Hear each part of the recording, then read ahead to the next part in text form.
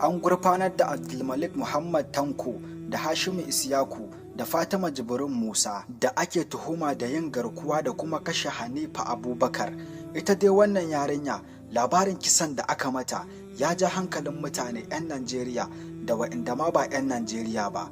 Mutane sun fito suna ta faɗin cewa wannan mutumin da ya aikata mu wannan yarinyar kisan gilla, kisan wulaƙanci haka, shi ma lallai bai kamata a bar shi ba, ya kamata shi ma ɗan mummunan mataki a kan shi. Matakin da ya kamata kuwa ɗauka a kan shi shine matakin shi ma a kashe shi, kamar yadda ya kashe wannan yarinya mai suna Hanifa Abubakar, ta yadda idan an kashe wannan mutumin an zartar mai da hukunci daidai da abin da ya aikata, zai zama izina ga masu yi, sannan kuma zai zama izina ga masu ƙoƙarin yi. Saboda mutane suna ta ƙorafin cewa an sha yin irin wannan abin, ana kama mutane sannan kuma ana sake su, suna cutar da al'umma, su kashe mutane, su kashe yara, su karɓi kuɗin fansa, daga ƙarshe kuma idan aka kama su bai wuce su yi shekara 5 ba zuwa shekara 2 a gidan yari sai a sake su. To hakan kwata-kwata bai kamata ba. Ya kamata a yanzu a fara ɗaukan mataki a hannu,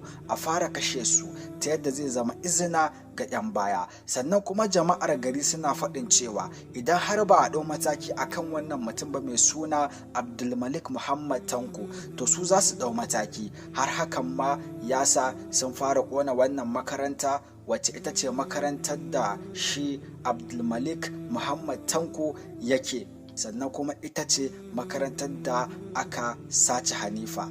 Ku duba dai ga makarantar kuna gani, sun cinna mata wuta, sun ƙona ta. DSP Abdullahi Kiyawa ya yi bayanin cewa lallai sai an ɗau mataki akan wannan mutumin, za a yanke masa hukunci daidai da abin da ya aikata, ba za a bar shi ba kuma ba zai tsira ba.